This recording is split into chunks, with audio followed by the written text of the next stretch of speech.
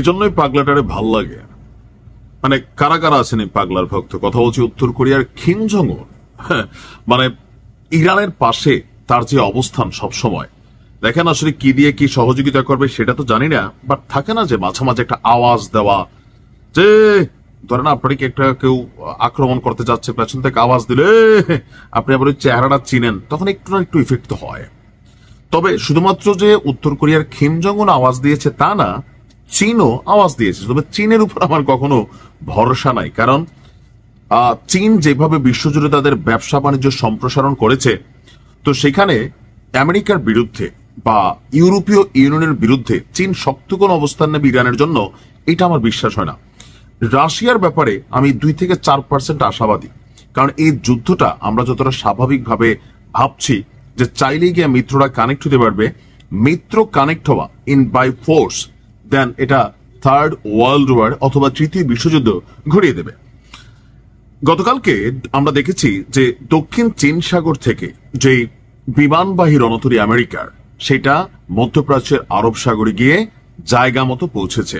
এটার সাথে গিয়েছে অনেকগুলা ফ্রিগেট, ডেস্ট্রয়ার, পাশাপাশি ছোটখাটো আরো অনেকগুলা মিনি যুদ্ধ জাহাজ। এমনকি এখানে এই জাহাজগুলোতে হাজার হাজার মার্কিন সেনা অবস্থান করছে। অপরদিকে ওয়াশিংটন তারা বলছে যে এবার যদি ইরানে অভিযান চালায় ট্রাম্প, তাহলে সেটা হবে তীব্র এবং খুব দ্রুত গতিতে, অর্থাৎ ধরবে, যাবে, ঘটনা ঘটাবে, চলে আসবে। 2 থেকে 3 ঘন্টা অথবা 5 ঘন্টার একটা অভিযান হবে, যেন ইরান পাল্টা কোনো রিয়েকশন অথবা বাধা দেওয়ার সুযোগটা না পায়। আমেরিকার দ্বারা এটা সম্ভব। আর এখানে কানেক্ট হচ্ছে কে? তাদের যে পালিত পুত্র আছে ইসরায়েল।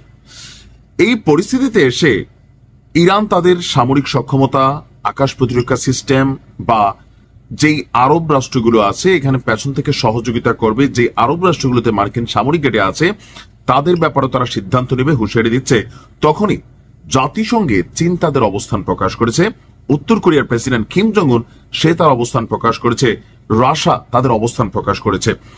তবে জাতিসংঘের চীনের যে বক্তব্য, এটার ব্যাপারে তারা নিন্দা জানাইছে যে এই ধরনের যুদ্ধ এই মুহূর্তে পৃথিবীকে বা মধ্যপ্রাচ্যকে অস্থিতিশীল করে তুলবে, এমনকি এই যুদ্ধ পুরো আরব রাষ্ট্রগুলোতে ছড়িয়ে পড়তে পারে, আর এখান থেকে বড় ধরনের যুদ্ধেরও আশঙ্কা আছে।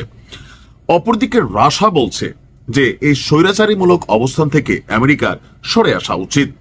কিন্তু এই সকল কথায় আমেরিকার কি কিছু যায় আসে? আসলে কিছু যায় আসে না, কারণ আমেরিকার যে প্রেসিডেন্ট আছেন ক্ষমতাসীন ডোনাল্ড ট্রাম্প, তিনি তার অবস্থান প্রকাশ করে দিয়েছেন।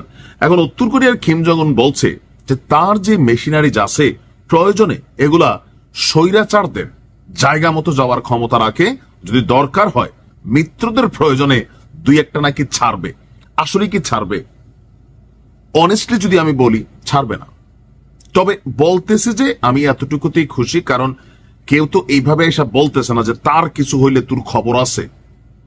এই লড়াইটাতে ইরানকে যারা সহযোগিতা করবে গোপনে তবে প্রকাশ্যে বিবৃতি, আওয়াজ দেওয়া নিয়ে কয়েকটা রাষ্ট্রে আমরা দেখতে পাচ্ছি, কিন্তু লজিস্টিক সাপোর্ট, মেশিনারি সাপোর্ট অথবা আকাশ প্রতিরক্ষা সিস্টেম দিয়া সাপোর্ট, লাইক ইউক্রেনকে পশ্চিমারা সবাই যুদ্ধ বিমান দিছে, আকাশ প্রতিরক্ষা সিস্টেম বিশ্বের সেরা সেরা দিছে, যেন রাশিয়া যে কোনো বড় ধরনের হামলা চালালে আকাশ প্রতিরক্ষা সিস্টেমের মাধ্যমে ক্ষয়ক্ষতি ছাড়া আপনার সেই হামলাগুলোকে ঠেকিয়ে দেওয়া যায়। তো এই ক্ষেত্রে ইরানের কাছে যে আকাশ প্রতিরক্ষা সিস্টেম আছে এটা হচ্ছে S-400 রাশিয়ার তৈরি, তবে এখন এর থেকে অনেক আপডেট ভার্সনের আকাশ প্রতিরক্ষা সিস্টেম আছে যেগুলো এই মুহূর্তে ইরানের কাছে নাই।